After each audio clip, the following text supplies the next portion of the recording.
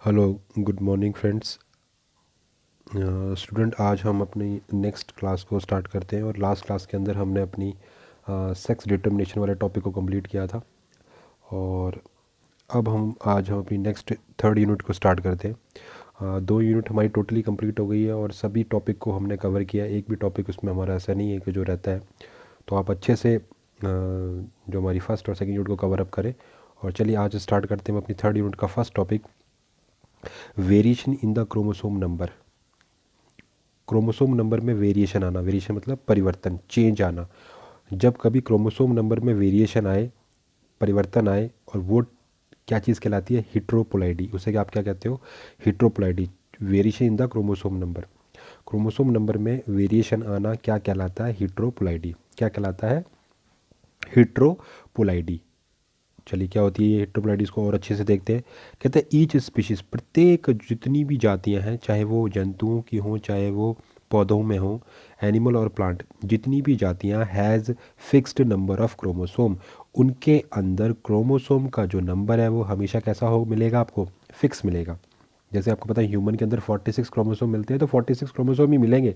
मतलब 23 pair of chromosome मिलते हैं, तो ह्यूमन के अंदर 23 पेयर ऑफ क्रोमोसोम ही मिलेंगे। चाहे आप कहीं का भी ह्यूमन पकड़ के ले आओ, चाहे आप नीदरलैंड का लेके आओ, यूरोप का लेके आओ, फ्रांस का लेके आओ, जर्मनी का लेके आओ, अमेरिका का लेके आओ, कहीं भी चले जाओगे आप, तो हमेशा ही क्रोमोसोम नंबर जो होगा हमारे ह्यूमन के अंदर फिक्स है। मतलब ह्यूमन क्या, जितने भी एनिमल और प्लांट हैं, सब के अंदर, सभी स्पीशीज़ के अंदर क्रोमोसोम का नंबर फिक्स मिलता है। राइट। आगे बात करते हैं हिप्लॉइड गैमीट और स्पोर्स।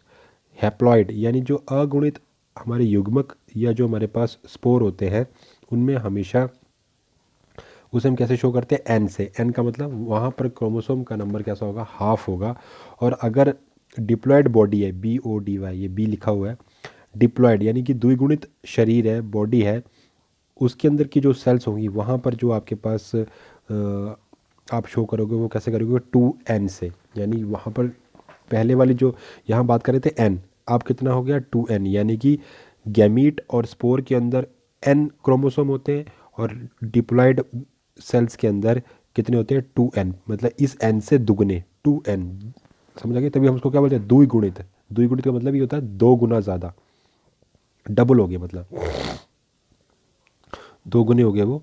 तो कहता है कि some time due to the misdivision numerical change occur in the number of chromosome. को होता है कभी कभी क्या होता है, जब कभी विभाजन हो रहा होता है, सेल के अंदर डिवीजन चल रहा होता है, और वो डिवीजन कैसा हो गया? Miss division. मतलब मिस डिवीजन का मतलब किसी भी वजह से उस डिवीज़न में कोई दिक्कत आ जाए, कोई खराबी आ जाए, तब क्या होगा? न्यूमेरिकल चेंज अकर।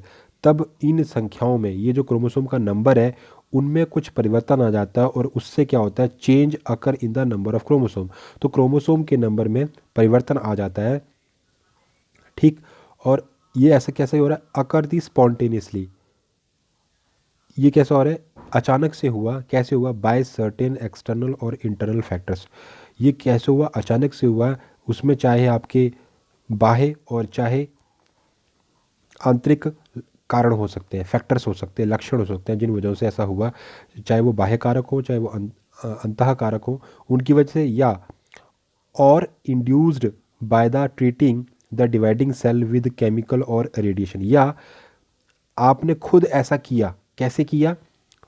कि जो सेल विभाजित हो रही थी, जिस कोशिका में विभाजन चल रहा था, उसको आपने ट्रीट किया, उसके ऊपर डाल दिया, कुछ केमिकल डाल दिया, या उसके ऊपर से रेडिएशन गुजारा। ठीक। आपने खुद स्वयं अपने आप से रेडिएशन के थ्रू या किसी केमिकल के थ्रू, जब कोई कोशिका में विभाजन चल रहा था, उस समय आपने उसको रेडिएशन दे दिया या केमिकल दे दिया, और उसकी वजह से उसके अंदर क्रोमोसोम में चेंज आया। तो ये सारा का सारा जो फिनोमेना है, जो यहाँ से लेके यहाँ तक आपने पढ़ा, ये फिनोमेना जो वेरिएशन का आपने पढ़ा, परिवर्तन का पढ़ा, उसे आप क्या नाम दोगे अब? हिट्रोपोलाइडी। तो हिट्रोपोलाइडी क्या हुआ कि जब कभी क्रोमोसोम के नंबर में स्पॉन्टेनियसली चेंज आए, और वो चेंज क्यों आए? क्योंकि आपका जो विभाजन चल रहा था उसमें कुछ खराबी हुई। उस खराबी का कारण क्या हो सकता है? या तो कोई बाह्य कारक है, या कोई आंतरिक कारक है, या उसके अलावा आप खुद इंड्यूस्ड बाय, या खुद उसमें इंड्यूस किया गया, मतलब उसके अंदर ये होने के लिए तत्व डाले गए, चाहे वो रेडिएशन के थ्रू या केमिकल के थ्रू, या मतलब कि आप कोई रेडिएशन पड़ गई, मतलब आप किसी ऐसी फैक्ट्री में काम करते हैं जहाँ पर डिफरेंट टाइप की रेडिएशंस निकलती है ना, किसी पावर प्लांट में आप काम करते हैं तो आपकी सेल्स के ऊपर पड़ा और सेल डिवाइड कर रही थी, तब उनके अंदर ऐसा वेरिएशन देखने को मिले, तब इस अवस्था को, इस फिनोमिना को, इस प्रक्रम को, इस अवस्था को आप क्या बोलोगे? हिट्रोपोलाइडी। क्या बोलोगे? हिट्रोपोलाइडी। आगे चलते हैं, कहते हैं हिट्रोपोलाइडी का मतलब variation in the chromosome number. क्या बोलोगे उसको? Variation in the chromosome number, यदि क्रोमोसोम के नंबर में परिवर्तन आना, चेंज आना। ये दो प्रकार की हो सकती है, यूप्लाइडी और एनुप्लाइडी। यूप्लाइडी और एनयूप्लाइडी। बात क्लियर होगी? देखते हैं कि क्या मतलब होता है यूप्लाइडी का। यूप्लाइडी का मतलब होता है change in the number of entire set of chromosome. जब पूरा का पूरे क्रोमोसोम के सेट में ही परिवर्तन हो, तब इस प्रकार का चेंज क्या कहलाता है? यूप्लाइडी।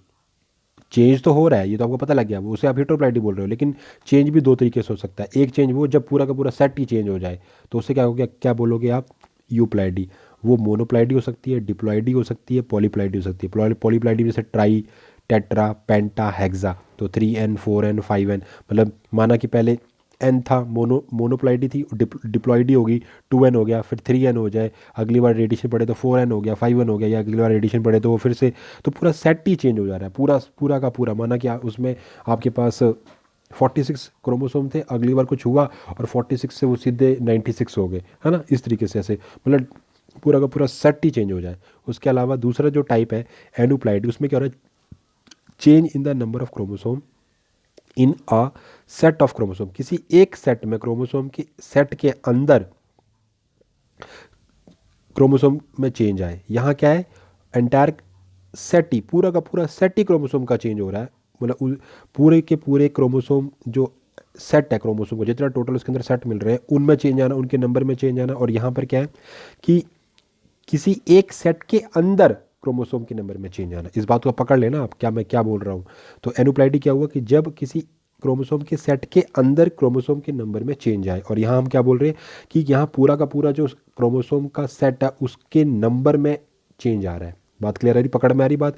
यहाँ बात करें कि क्रोमोसोम का पूरा सेट चेंज हो रहा है, और यहाँ क्रोमोसोम का एक सेट के अंदर जो क्रोमोसोम की संख्या, उसमें चेंज आ रहा है। क्लियर होगी बात? आगे देखते हैं, तो वो कहता है कि जो ये जो आपकी एनुप्लाइडी है वो दो प्रकार की है। पहली है हाइपरपोलाइडी, दूसरी है हाइपोप्लाइडी। पहली है हाइपर और दूसरी है हाइपो। हाइपर का मतलब उसमें क्रोमोसोम आपने ऐड किया है, और हाइपोलॉइडी का मतलब उससे क्रोमोसोम का लॉस हुआ है या कमी हुई है यहाँ पर, ठीक। तो कहता है जब एडिशन वाली बात होती है वो भी दो तरीके से हो सकती है, ट्राइसोमी और टेट्रासोमी। ट्राइसोमी कब? जब 2n प्लस वाली कंडीशन आए कि आपने एक ऐड किया। और टेट्रासोमी कब होगी? जब 2n प्लस 2 वाली कंडीशन होगी, दो आपके क्रोमोसोम ऐड हुए। यहाँ पर सिर्फ एक, तो ट्राइसोमी। और यहाँ पर टेट्रा कब हुई? जब दो क्रोमोसोम ऐड हुए। इतनी बात क्लियर होगी? और जब लॉस हो रहा है तो लॉस भी दो तरीके का है, मोनोसोमी और नलसोमी, नलीसोमी, ठीक है, मोनोसोमी और नलीसोमी, NULLISOMY। तो यहाँ पर जब एक क्रोमोसोम कमी हो जाए और यहाँ पर दो क्रोमोसोम की कमी हो, बात क्लियर होगी? तो यहाँ होगी नलसोमी 2n-2 और यहाँ 2n-1, यहाँ है 2n+1, यहाँ है 2n+2। इतनी बात क्लियर होगी? तो कहता है different type of the changes in the number of chromosome in an organism. तो कहता है कि विभिन्न तरीकों से क्रोमोसोम के नंबर में चेंज आ सकता है किसी भी ऑर्गेनिज्म के अंदर। इतनी बात समझ आ गई? चलिए आगे चलते हैं। अब हम पहली हेडिंग को डिस्कस करते हैं। सबसे पहला जो हमारा टाइप था, दो प्रकार की हमारी हिट्रोपोलाइडी थी। पहले आ गई यूपोलाइडी, अभी हमने पढ़ी ऊपर ये, तो आपको पता लग गया कि हिट्रोपोलाइडी दो तरीके थी, यूपोलाइडी और एनोप्लाइडी। तो अब आज हम यूपोलाइडी को डिस्कस करेंगे और नेक्स्ट क्लास के अंदर हम एनोप्लाइडी को देखेंगे। तो चलिए, पहला हमारी हेडिंग आ गई यूपोलाइडी। क्या आ गई? यूप्लाइडी। थोड़ा फीका हो गया लेकिन आपको पता तो है ही, ये क्या है? EUPLOIDY। तो यूप्लाइडी क्या होती है कि जब क्रोमोसोम का एंटायर सेट ही चेंज हो जाए, है ना। तो कहते हैं majority of the animal and plants, कहते हैं अधिकतर जो आपके एनिमल हैं और प्लांट्स हैं आर डिप्लॉयड। वो कैसे? द्विगुणित वाले हैं, उसमें 2n आपको नंबर मिलता है क्रोमोसोम का, अर्थात दैट इज, ये I.E होता है, I.E इसका मतलब होता है दैट इज, यानी अर्थात possesses two set identical chromosome, अर्थात उनके बीच में दो सेट के आइडेंटिकल क्रोमोसोम्स मिलते हैं। मतलब कि जैसे उनके पास, जैसे हमारे, अगर हम ह्यूमन केस की बात करें तो हमारे अंदर क्या 23 गुणसूत्र में 23 जोड़ी गुणसूत्र मिलते हैं, 23 पेयर ऑफ क्रोमोसोम। तो सेट मिल रहे हैं, दो सेट मिल रहे हैं ना, मतलब कहने का मतलब अगर मैं आपको इसको थोड़ा ड्रॉ करके दिखाऊं, हमारे पास क्या मिल रहे हैं, वो कह रहा है कि आपके पास 23 गुणसूत्र, यानी कि 1, 2, 3, 4, 5, 6, 7, 8, 9, 10, 11, 12, 13, 14, 15, 16, 17, 18, 19, 20, 21, 22, 23। तो वो कहता है, अब हम अगर मैंने ये एग्जांपल आपको दिया ह्यूमन का, ह्यूमन के अंदर क्या है, ह्यूमन के अंदर आपको 23 पेयर्स मिलते हैं। किसके मिलते हैं? क्रोमोसोम के।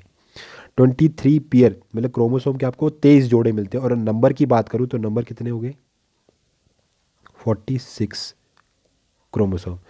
तो 46 जो है वो क्रोमोसोम का नंबर है, 46 क्रोमोसोम मिलते हैं, लेकिन वो जोड़ी के रूप में रहते हैं, 23 पेयर्स की फॉर्म में रहते हैं। समझ आ रही बात? हमारी प्रत्येक सेल के केंद्र के अंदर, कोशिका के प्रत्येक केंद्र के अंदर, न्यूक्लियस के अंदर हमारे अंदर 23 जोड़ी क्रोमोसोम मिलते हैं।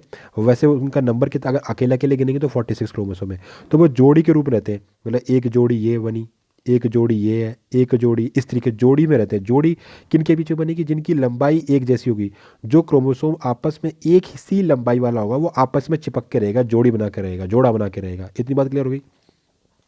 तो हमारे अंदर क्या है, 23 पेयर मिलते हैं। इतनी सी बात क्लियर हो गई? तो वो कहता है that is possess 2 set identical chromosome. ये हमारे पास क्या है? दो का सेट है, एक दो, ये दो का क्या है? सेट है। समझ आ गया? जो आपस में कैसे आइडेंटिकल है, एक जैसे है, इसलिए जोड़ा बना रहे हैं।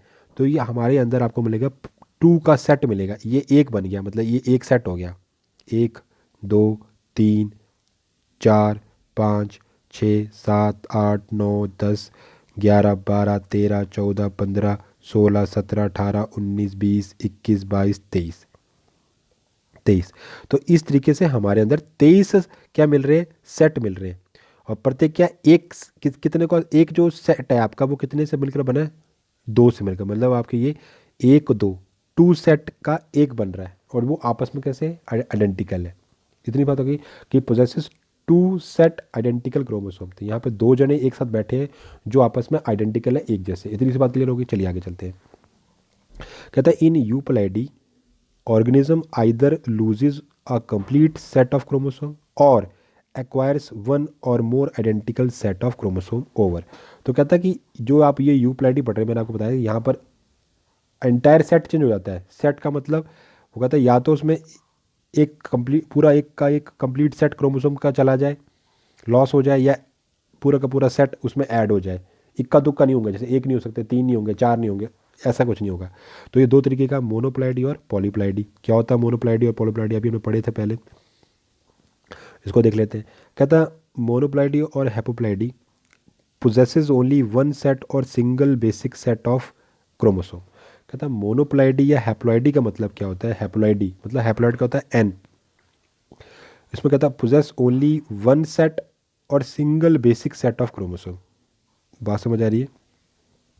मोनोप्लाइडी और हैप्लॉइडी क्या क्या क्या क्या मतलब होता है? पोजेस ओनली मतलब रखना सिर्फ एक सेट और single basic set of chromosome. तो haploid on other hand have half somatic chromosome number. अगर हैप्लॉइड को आप और अच्छा समझना चाहते हो तो हैप्लॉइड का मतलब क्या है कि सोमेटिक क्रोमोसोम नंबर से हाफ होना। कितनी सी बात समझ आ रही है? कोई दिक्कत नहीं आ रही है आपको? तो मोनोप्लाइडी और हैप्लॉइडी का मतलब क्या है कि आपके पास सेट है लेकिन वो किसका? एक का बना हुआ है। वन सेट और single basic set of chromosome. समझ आ गई बात? और तो हैप्लॉइड को हम क्या कह सकते हैं कि जो आप, अब आपको पता है हमारी बॉडी में दो टाइप की सेल है, एक और दो। एक सेल वो जिनके अंदर हमेशा 2n कंडीशन रहेगी, एक सेल वो जिनके अंदर n कंडीशन रहेगी। जिसमें 2n रहेगी उसको आप बोलते हो द्विगुणित, डिप्लॉइड। और जो आपकी n वाली है उसको आप क्या बोलते हो? हैप्लॉइड।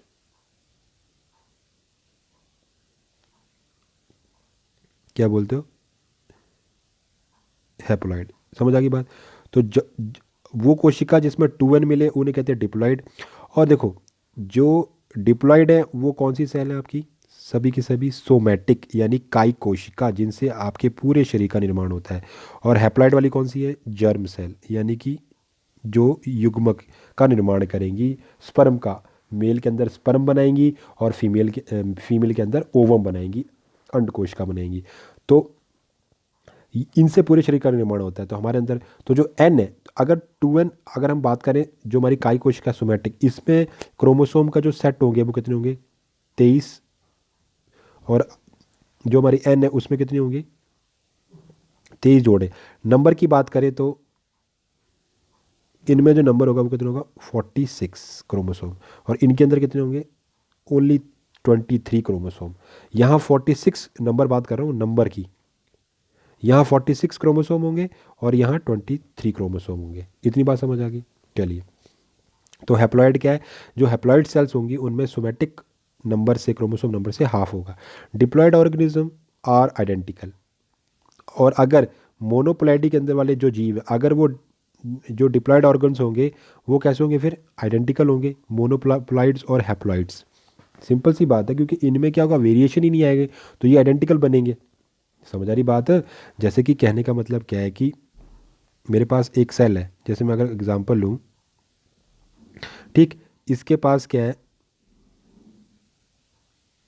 इसने आगे 2 सेल बनाई और इसके पास एन है, इसके पास एन है।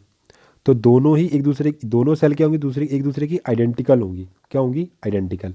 मतलब ये भी हैप्लॉइड थी और आगे जाके इसने 2 सेल बना ली, तो वो हैप्लॉइड बनेंगी। समझ आ गई बात? क्योंकि उनमें चेंज ही नहीं आया। चेंज तो तब आता है जब मेल फीमेल गैमीट आपस में मिले, और यहाँ तो फिर वो डिवीज़न चलेगा नहीं ना, ए सेक्सुअल डिवीज़न करेंगे, अलैंगिक जनन करेंगे। तो हैप्लॉइड, जो डिप्लॉयड ऑर्गेनिज्म, अगर वो मोनोप्लॉइड है यानी कि हैप्लॉइड्स है, तो वो कैसे होंगे? आइडेंटिकल। वाइल टेट्रा और हेक्साप्लॉइड, जहाँ पर 4n और 6n कंडीशन है, हैप्लॉइड पोजेस 2n और 3n क्रोमोसोम्स और मोनोप्लॉइड ओनली 1 सेट या number of chromosome.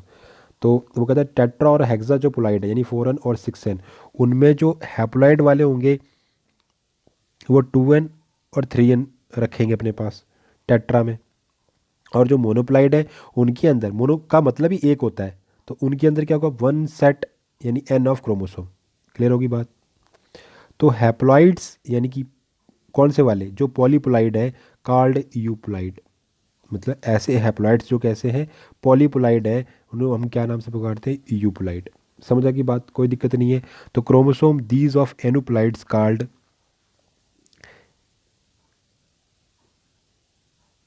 N X haploids. क्या बोलते हैं कि chromosome these of aneuploids called, उनको हम पुकारते हैं एन एक्स हैप्लॉइड।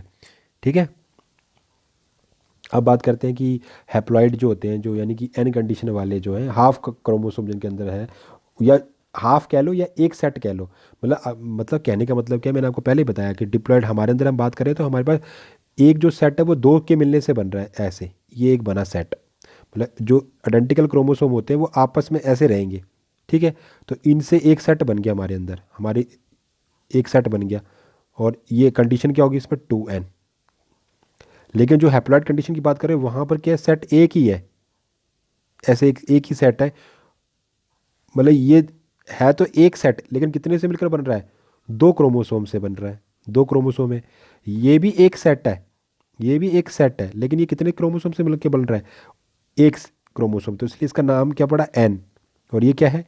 2n, क्योंकि 2 से बन के बन रहा है। इतनी बात क्लियर होगी?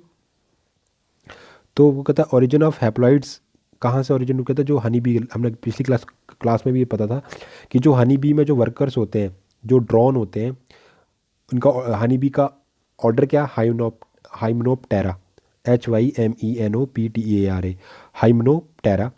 और ये कैसे होते हैं?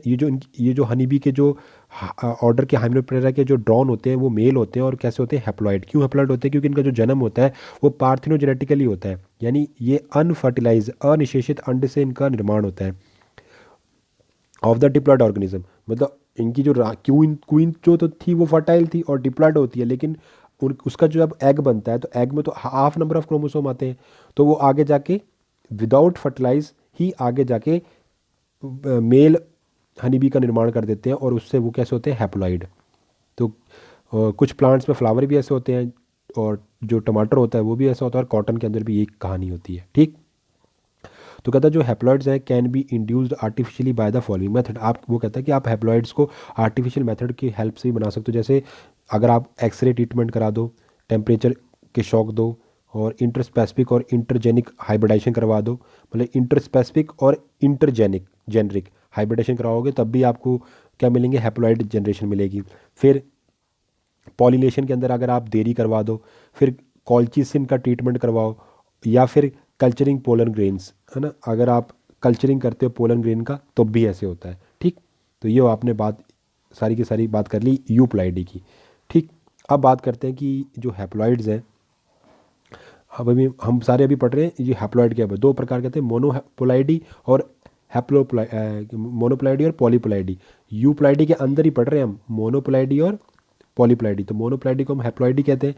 तो कहते हैं अब हम बात करते हैं कि मॉर्फोलॉजी क्या है, उसका रूप कैसा है, किसका, हैप्लॉइड्स का। तो कहता है haploids are smaller size comparison with diploids. वो कहता है अगर आप कहता है जो हिप्लॉइड्स हैं आपके, अगर आप उनकी कंपैरिजन करो डिप्लॉइड के साथ तो वो छोटे आकार के होते हैं। जो हैप्लॉइड वाले जीव होते हैं, जो हैप्लॉइड्स होते हैं, अगुणित जिनके अंदर क्रोमोसोम होते हैं, या अगुणित वाले जो जितने भी जीव हैं वो कैसे होते हैं, कंपैरेटिवली डिप्लॉइड के कंपैरिजन में छोटे आकार के होते हैं। दूसरा, leaf, flowers, fruit and seed. Haploid कौन कौन हो सकते हैं, पत्तियाँ हो सकती हैं, फ्लावर्स हो सकते हैं, फ्रूट हो सकते हैं, और सीड हो सकते हैं। और हैप्लॉइड आल्सो लेस रेजिस्टेंस और कंपैरेटिवली वीक। इसके अलावा जो हैप्लॉइड वाले जीव होते हैं वो उनके अंदर प्रतिरोधक क्षमता और उनके अंदर जितनी भी है वो कैसी होती है, कम होती है। ठीक है। तो वो कहता है जो हैप्लॉइड वाले जो जितने भी जीव होते हैं वो उनके अंदर प्रतिरोधक क्षमता जो है वो कंपैरेटिवली, मतलब अगर आप उनमें मतलब डिप्लॉयड ऑर्गेनिज्म और हैप्लॉइड ऑर्गेनिज्म में अगुणित और द्विगुणित जीवों के बीच में अगर अंतर निकालो तो उनके अंदर कैसे प्रतिरोधक क्षमता बहुत कम है, रेजिस्टेंस पावर क्या है, बहुत ज़्यादा कम है, RESISTANT, कंपैरेटिवली वीक। राइट। अब हम इसको मॉर्फोलॉजिकल दे सकते हैं। तो इनमें ऐसे सेट होगा, जैसे ये ए है सबसे लंबा, ए क्रोमोसोम है, बी छोटा थोड़ा छोटा है, सी को मैंने अलग, तीनों को अलग अलग मैंने शो किया हुआ है, पॉइंट है ना। तो A B C। Diploid condition में क्या होगा, AA BB CC। ट्राइप्लॉइड में क्या होगा, AAA BBB CCC। टेट्राप्लॉइड में क्या होगा, AAAABBBCCCC। तो ये कंडीशन है हैप्लॉइड, डिप्लॉइड, ट्राइप्लॉइड और टेट्राप्लॉइड। समझ आ गई बात। तो ये होगी हैप्लॉइड कंडीशन, जिसमें एक एक सेट है। डिप्लॉइड में क्या होगा, डबल सेट हो जाएंगे। ट्राइप्लॉइड में क्या होगा, ट्रिपल सेट हो जाएंगे। और टेट्राप्लॉइड में क्या होगा, चार चार के सेट हो जाएंगे। तो diagram showing the haploid, diploid, triploid और टेट्राप्लॉइड सेल। इतनी बात क्लियर होगी। अब आपको पता चल गया ना कि हैप्लॉइड, डिप्लॉइड, यानी ये अगर मैं इसको लिखूँ तो ये क्या है, ये आपकी है हैप्लॉइड है N, डिप्लॉइड क्या है 2N, ट्रिप्लॉइड क्या है 3N, और टेट्राप्लॉइड क्या है 4N।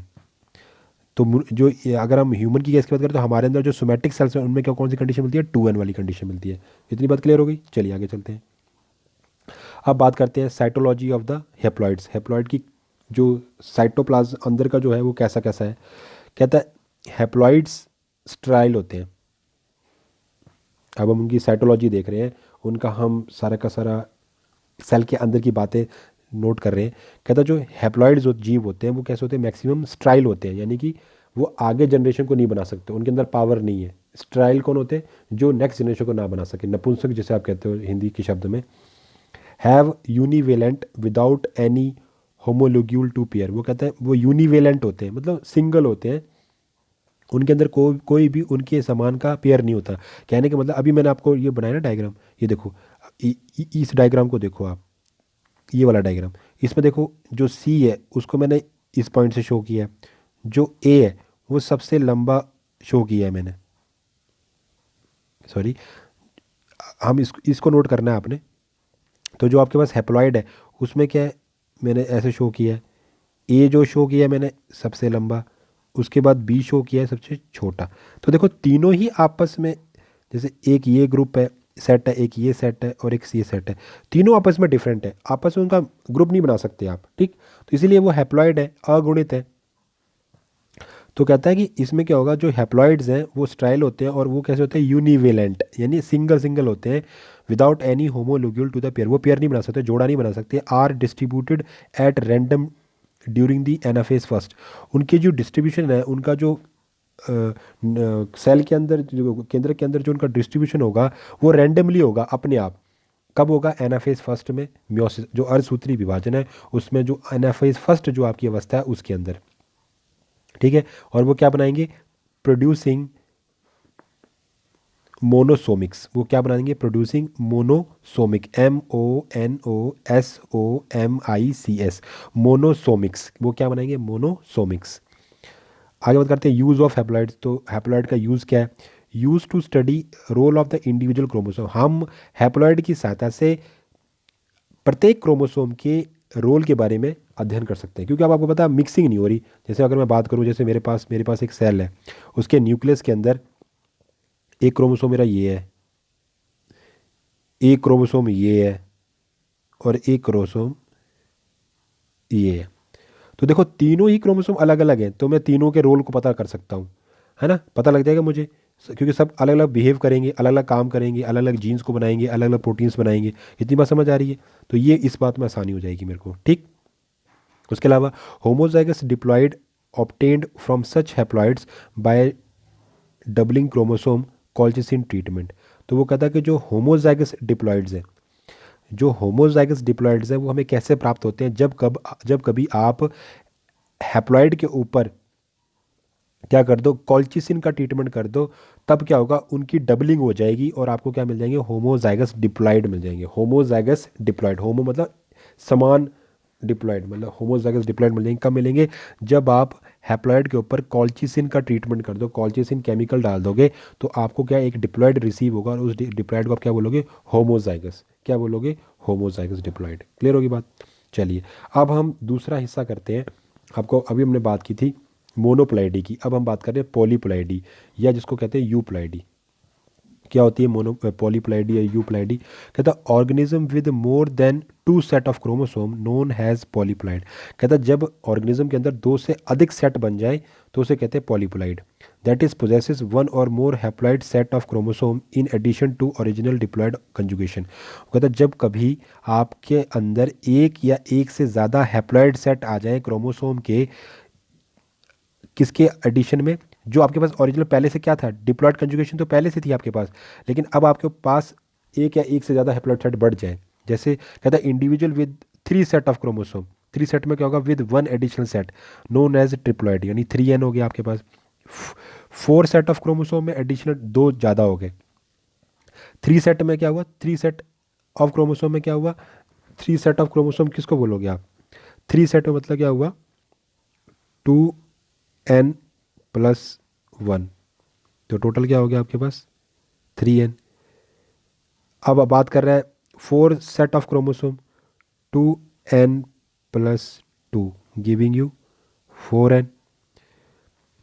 उसके बाद 2n+3 सेट आ गए, तो ये जो कितने हो जाएंगे, 6n, सॉरी 5n, ठीक है, इस तरीके से। तो जब, तो 5 आपके पास क्या है, 5 सेट है और उसके अलावा आपके पास एडिशन में आ जाए 3 सेट, तो कितने हो जाएंगे आपके पास, इस तरीके से। तो आप, ये हो जाएगी आपकी पेंटापोलाइड कंडीशन। अब बात करते हैं हम टाइप ऑफ द पॉलीप्लाइड, कितने टाइप की होती है, कहता है depending upon source of the additional chromosome set, दो, कितने एडिशनल क्रोमोसोम जुड़ रहे हैं उस सोर्स के आधार पर आप उनको 2 भागों में बांट सकते हो। एक तो ऑटोपोलाइडी, दूसरा है एलोपोलाइडी। ऑटोपोलाइडी क्या है, क्रोमोसोम सेट और set of same species is added to its diploid genome. जब कभी आप डिप्लॉयड जीनोम के अंदर क्रोमोसोम के सेट को ऐड करते हो, जब कभी आप डिप्लॉयड करते हो, जो ऑलरेडी डबल सेट वाला है, 2n वाली कंडीशन में, डिप्लॉयड सेट के अंदर जब आप क्रोमोसोम सेट को उसी सेम स्पीशीज के सेट को ऐड करते हो, तो ये कंडीशन कहलाती है autoploid. If diploid cell has a genome, then autoploid will have a. और टेट्रा ए, समझ आ गई बात। आप सेम ही जोड़ रहे हो उसके अंदर। एलोप्लाइडी एलोपॉलीप्लाइड क्या होते हैं, ये कैसे बनते हैं, फॉर्म्ड बाय, इनका ये कैसे बनते हैं, multiplication of the chromosome set hybrid of two n species. मतलब कि आप यहाँ तो आप क्या set of same species add कर रहे हो, लेकिन यहाँ मल्टीप्लिकेशन मतलब डिफरेंट टाइप की आप हाइब्रिड सेट को ऐड कर रहे हो आपके डिप्लॉइड जीनोम के अंदर। तो allotetraploid between two species A and, जैसे आपके पास ए और बी दो स्पीशीज को आपने जोड़ दिया तो will be formed F1 hybrid. तो वो क्या बनेंगे, ए और बी, मतलब ए स्पीशीज अलग थी बी अलग थी, दोनों को जोड़ा तो हाइब्रिड में क्या बनेंगे, ए बी। इतनी सी बात समझ आ गई। चलो आगे देखते हैं। अब बात करते हैं कि हमारे पास सिग्निफिकेंस क्या है। तो कहता है सिग्निफिकेंस ऑफ पॉलीप्लैडी, पॉलीप्लैडी का क्या महत्व है आपके लिए। कहता है autopolyploidy not only increases the size and vigour of plant also changes the size of the fruit and pollens.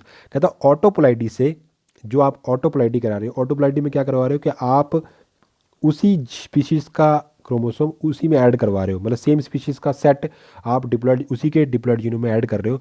उससे क्या होगा ना बल्कि उसका साइज, पौधे का साइज और उसके अंदर ताकत बढ़ेगी, बल्कि उसका जो फ्रूट और जो पोलन है, जो पोलन ग्रेन्स होते हैं और जो फ्रूट्स होते हैं, उनका भी आकार पहले की तुलना में बढ़ जाएगा। उसके अलावा उसके अंदर ऑस्मोटिक कंसंट्रेशन बढ़ जाएगी, विटामिन एल्केलॉइड और शुगर कंटेंट भी बढ़ जाएगा।